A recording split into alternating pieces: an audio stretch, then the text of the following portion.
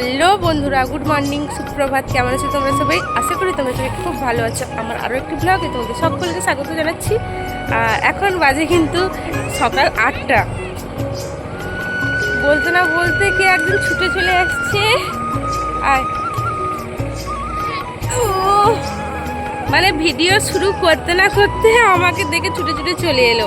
তো এরা দোকানে ছিল, আমিও ছিলাম, ঘুম থেকে উঠে দোকানেই ছিলাম। তারপর গিয়ে ফ্রেশ ট্রেশ হলাম, এখনও চা খাইনি। 8টা বাজে। আজকে স্কুলে এক্সাম চলছে, তো এক্সাম ডিউটি আছে, তাই তাড়াতাড়ি করে আমাকে স্কুল যেতে হবে। মিটি মিটি আমাকে দেখা মাত্রই ছুটে চলে এলো। তো চলো এখন চা করতে যাই, চলো।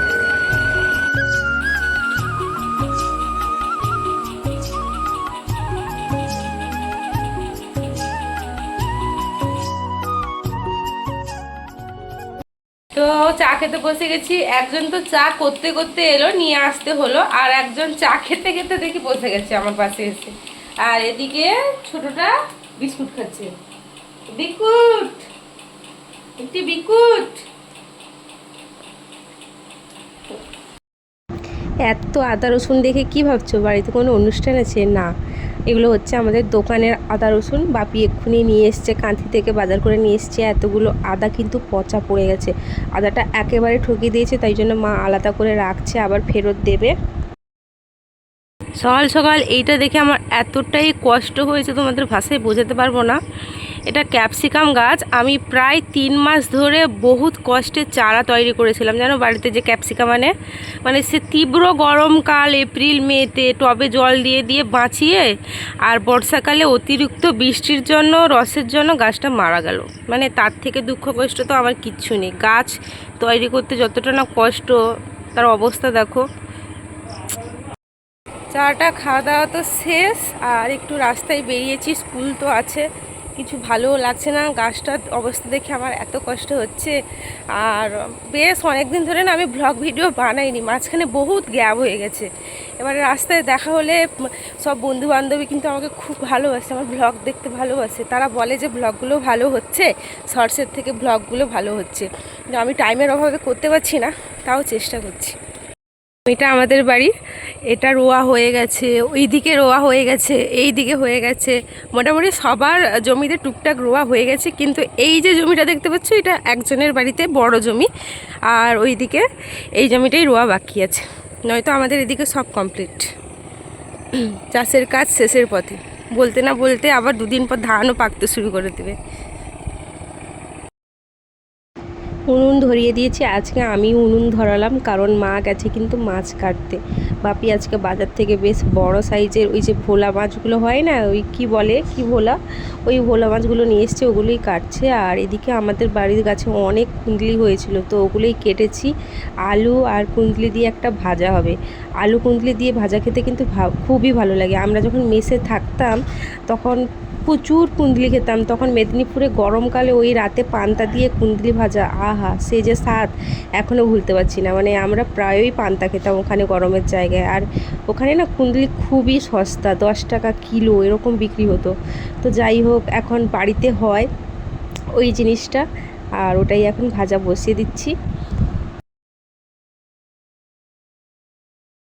এই যে উনুনের ধারে বসছি, রান্না করতে বসে গেছি। স্কুল আছে, আর বাপি বাজার নিয়ে এসেছিলো, মাছ নিয়ে এসছি, ওটাই মা কাটতে গেছে, যেহেতু ভাইয়ের টিউশন আছে, বাপি ভাইকে আনতে গেছে।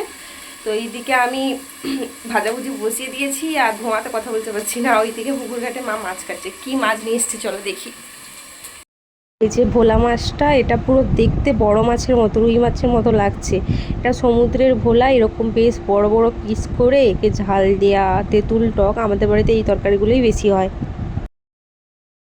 স্নান টান করে চলে এসেছি, চুলটুলো বাঁধা হয়ে গেছে, জাস্ট খাবো, খেতে বেরিয়ে যাবো। আর পরীক্ষা আছে তো তাড়াতাড়ি করে যাব। আর আজকে খাবো পান্তা। পান্তা নিয়ে বসে পড়েছি। এখানে আছে পেঁয়াজ, আর তার সাথে আছে আলু কুঁদলি ভাজা, যেটা আমি ভেজেছিলাম। আর ওখানে চিপস টিপস আছে, আমি স্কুল নিয়ে যাব, তো এখন খেয়ে নেই চলো। স্কুলের জন্য বেরিয়ে পড়লাম সাইকেল নিয়ে। তো এরাও স্কুল যাবে, বেরিয়ে পড়েছে। বড় বোনের তো পরীক্ষা, ওদের স্কুলে, তাই স্কুল যাবে না। তো টাটা করতে, এদেরকে আবার দোকানে জিনিস দিতে হবে, তারপর আমি যাব।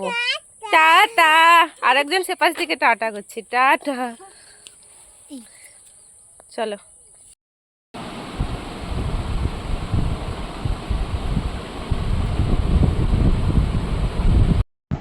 ভাত বেড়ে বসে গেছি, আর এখানে হয়েছে চিচিঙ্গে ভাজা, এগুলো ঢ্যাঁড়স, চিচিঙ্গে আর নোনা মাছ দিয়ে কিন্তু চচ্চড়ি আর মাছের টক।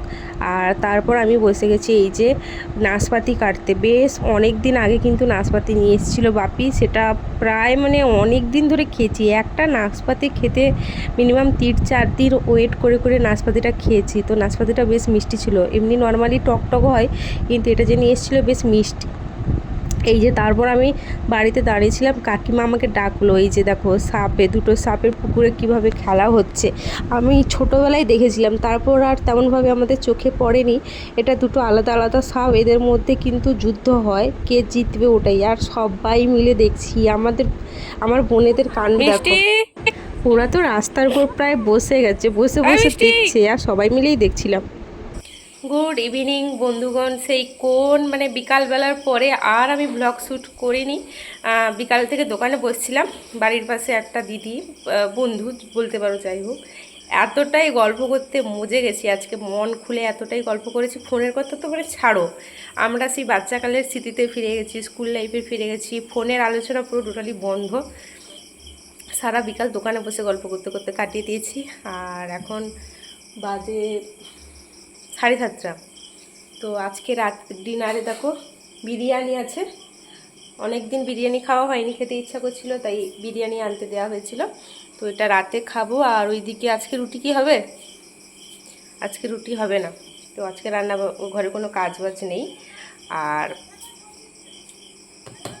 অনেকদিন খাইনি, আমার এতটা লোভ হচ্ছে কি বলবো, সত্যি কথা বলছি। তালের পিঠা তো কয়েকদিন আগে খাওয়া হলো। তো চলো এখন কি করি আমি দেখি, রুমে যাই। রুমটা অগোছালো হয়ে আছে, জিনিসপত্র গুছাতে হবে। আবার কালকে স্কুল আছে, এখন স্কুলে এক্সাম চলছে, এক্সাম ডিউটি আছে, অনেক কাজ। এই যে সেই লোভনীয় বিরিয়ানি, লেগ পিস পড়েছে ভাগে, আর শসা পেঁয়াজ, আর কি চাই, পুরো জমে যাবে। একটা বাইট নেওয়া যাক। খেতে বসে গেছি বিরিয়ানি, আর এই যে বাইট নেওয়া যাক, সামলাচ্ছে না।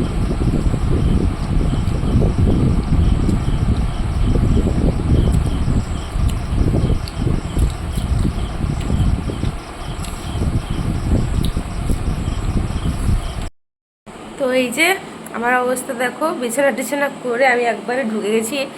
আর আজকে খুব তাড়াতাড়ি ঘুম পেয়ে গেছে, মানে পরীক্ষা হলে দাঁড়িয়ে দাঁড়িয়ে গার্ড দিয়েছি, সাইকেল চালিয়ে এসেছি, সাইকেল চালিয়ে গেছি, আমার শরীরে মানে এনার্জি নেই, ওই কারণে কিন্তু তাড়াতাড়ি মশারি করে নিলাম। আর তোমরা আমার কথা দেখি বুঝতে পারছো শরীরটা একদম ভালো নেই, কথা বলছি হাঁপিয়ে যাচ্ছে। জানি না প্রেশার বেড়ে গেল কিনা বলতে পারছি না, বাট প্রচুর ঘুম পেয়েছে, ওই জন্যে কিন্তু তাড়াতাড়ি করে মশারিটা করে নিলাম। আর ভিডিওটা বড় করতে পারছি না, কারণ আমার আজকে না মানে সন্ধ্যা থেকে কি হয়েছে বলো তো, ফোনের প্রতি আর কোনো ইন্টারেস্ট লাগছে না, যে কোনো কিছু করি ব্লগ অন করে, ওটা আর ইচ্ছা হচ্ছে না। ওই কারণে আর মানে তেমনভাবেই সন্ধ্যার পর থেকে ব্লগ ঠিকঠাক হয়নি, আমি বুঝতে পারছি খারাপ হয়ে যাচ্ছে, তো কিছু করার নেই, একটু অ্যাডজাস্ট করে নাও। তো চলো ভিডিওটা এইখানেই শেষ করছি। তোমাদের যদি ভালো লেগে থাকে অবশ্যই অবশ্যই লাইক করো, আমার চ্যানেলটাকে সাবস্ক্রাইব করে দিও। তো চলো টাটা।